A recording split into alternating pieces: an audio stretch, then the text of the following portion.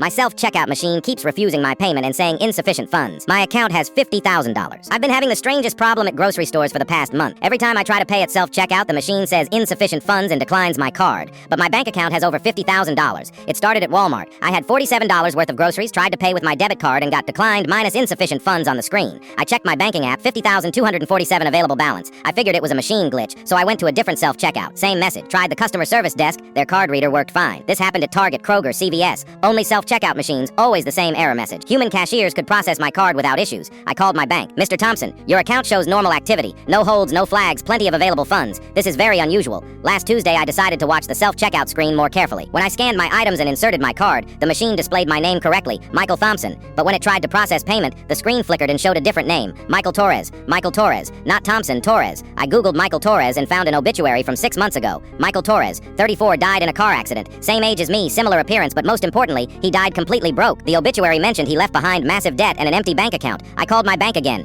Can you tell me if there's any confusion with my account and someone named Michael Torres? Long pause. Sir, this is strange. Our system shows 2 Michael accounts linked to your social security number. Michael Thompson with $50,247 and Michael Torres with negative $847. How is that possible? It appears Mr. Torres's debt was transferred to collections, but somehow his financial profile merged with yours in our payment processing system. That evening I tried self-checkout at a different store. Same problem, but this time I paid attention to the card reader display. After showing Michael Thompson approved, it switched to Michael Torres been declined for a split second before the final error. I realized dead Michael Torres was somehow intercepting my payments, his empty account overriding my full one. At home I researched more about Michael Torres. He'd struggled financially, working multiple jobs, accumulating debt while trying to support his sick mother. He died driving home from his 3rd job, exhausted and overworked. The next day I went to his grave. Michael Torres, if you can hear me, I know you're interfering with my payments. My phone buzzed with a text from an unknown number. Sorry man, I've been trying to buy groceries for 6 months. Your card keeps working for me, so I thought you wouldn't mind sharing. You're dead. You don't need groceries. I know, but I died hungry. Never could afford proper meals. When I found out I could access your account, I got excited about finally eating well. I realized Ghost Michael had been using my financial identity to virtually shop, but the self-checkout systems couldn't process payments for dead people. Michael, what do you want? Just one good meal. I spent my whole life working and never had enough money for the food I actually wanted. I felt sorry for him. What would you like to eat? Steak dinner, mashed potatoes, green beans, apple pie, like a real family dinner. I drove to the grocery store and filled my cart with everything Michael described. At self-checkout, I said, Michael Torres, this is for you. The screen showed Michael Torres approved and processed my payment normally.